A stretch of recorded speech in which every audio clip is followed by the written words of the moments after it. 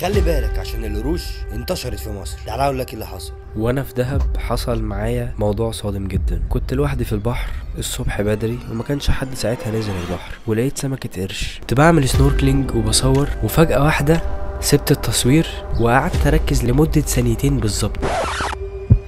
لقيت سمكة قرش بعيد قد مرتين. وقتها انا سبت الفيديو خالص وجريت بسرعة اطلع لبره. لقيت سمكة قرش. على فكرة الموضوع مش ظريف تماما، الموقف ده يخوف قوي. انا لقيت المنظر ده، انا اول ما شفت السمكة فنحت، قعدت ثانيتين افهم ايه الحاجة اللي قد مرتين دي، وبعد كده انا ما شفتش قدامي، انا خدتها عوم جري الخضة. هو انا ما اعرفش هي كانت ممكن تعمل لي حاجة ولا لا، بس انا مش ضامن. سمكة قد مرتين، هي قرش، انا شفتها من ظهرها. والحمد لله هي كانت بعيدة تقريبا ما خدتش بالها مني. ووقتها جريت وطلعت على الشط بره، قلت للناس ان في قرش في المية، محدش صدقني. وبعدها ب3 ساعات بالظبط كلنا سمعنا عن الحادثة اللي حصلت في الغردقة، ان قرش النمر هجم على سائح روسي وللأسف كله. وبعد الحادثة دي بشهر القرش هجم على ست مصرية في شاطئ اللاجون في دهب. وقتها كلهم صدقوني. وقتها انا عرفت كويس ان القروش انتشرت على الشواطئ الساحليه اللي في مصر، وعلشان كده قررت ان انا اعمل الفيديو ده واعرفكم ليه القروش بتهاجم على الناس وتعمل ايه مع القرش لو هاجم عليك.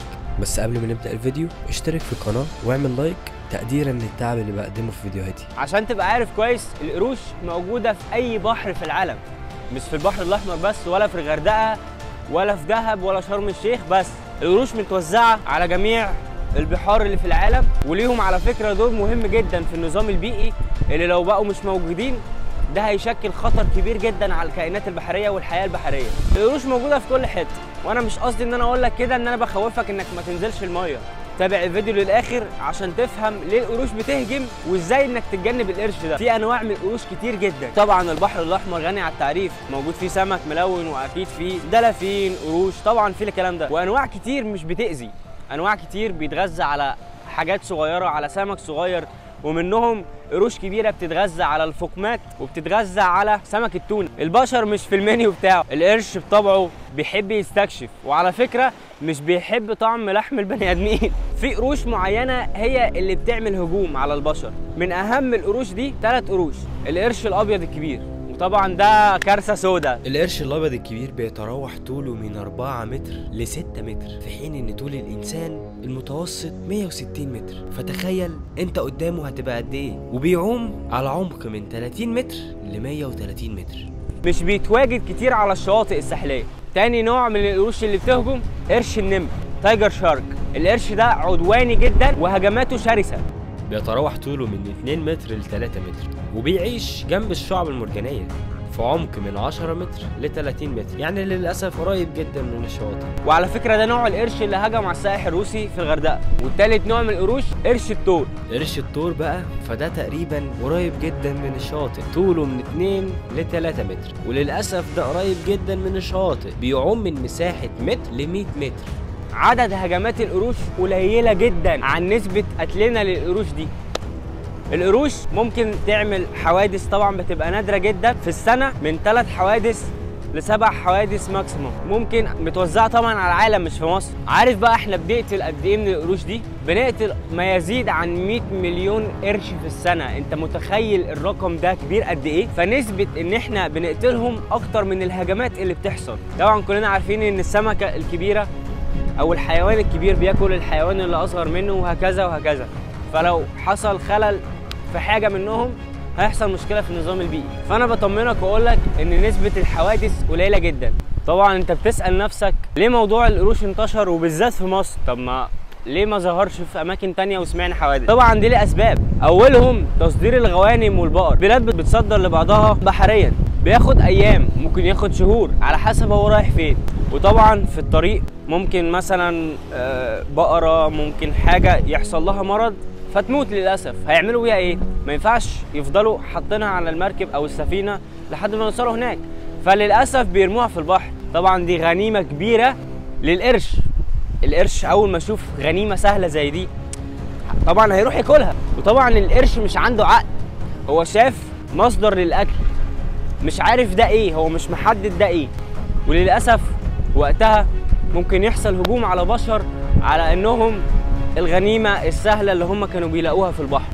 تاني سبب، وده سبب من الاسباب المهمه جدا، ان القرش ممكن يكون عاوز يولد. الاناث من القروش بيبعدوا عن الاعماق وبيدوروا على مكان فاضي بحيث يولدوا فيه.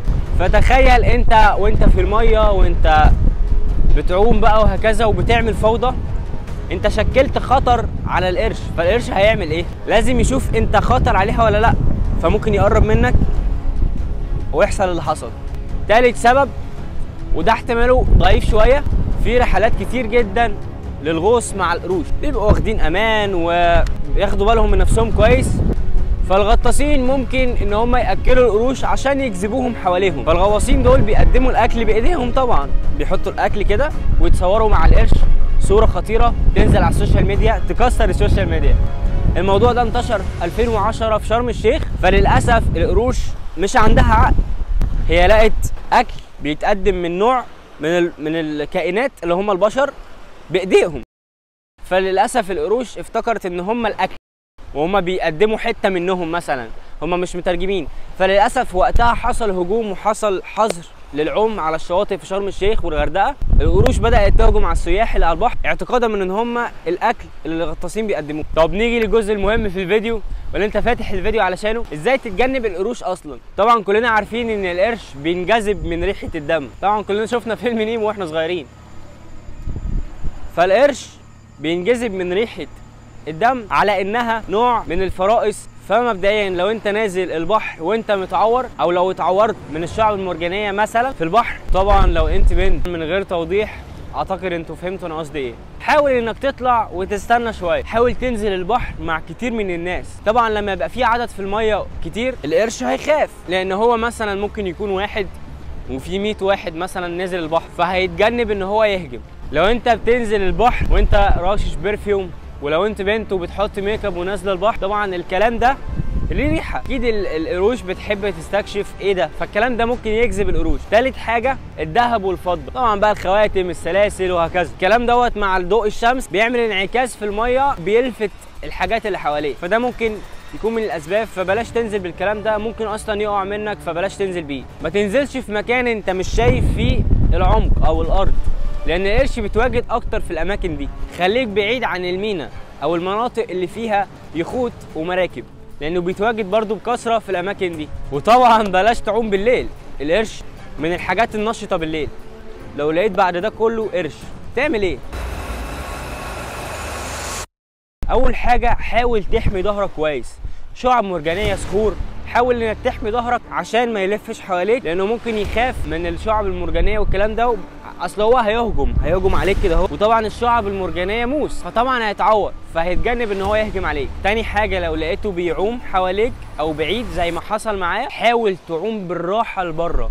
وللاسف انا عملت الغلطه دي ان انا عمت بسرعه لبره، وهنا ممكن اكون جذبت انتباهه. تالت حاجه حاول تضربه باي حاجه معاك. لو انت نازل مثلا بعصايه سيلفي او معاك اي حاجه في ايدك، حاول انك تبعده بيها وتضربه في الاماكن الحساسه زي الانف والعينين. رابع حاجه اوعى تعمل نفسك ميت. لو انت عملت نفسك ميت لفتره هو طبعا هيستكشف، لو لقاك فعلا زي ما يكون ميت هيهجم عليك ياكلك. انت فريسه سهله جدا يعني، اوعى تعمل كده. وفي الاول وفي الاخر ما تخافوش، حافظوا على نفسكم. الفيديو ده للتوعيه، بلدنا فيها اماكن كتير قوي تتراح، وانا اهو انا جيت البحر مع ان حصل معايا الموقف ده، بس طبعا لازم هنزل مع ناس كتير. انا لوحدي دلوقتي على الشاطئ، استحاله انزل لوحدي استحاله يستحيل ان انا اسيب حاجتي كده وانزل لوحدي. تخيل البحر الواسع ده كله وانت لوحدك هتبقى فيه ايه الاحساس؟ اكيد في حاجه شايفاك من بعيد انت مش شايفها، ده ظني ودوت الاحساس اللي بيجي لي لما بنزل المايه.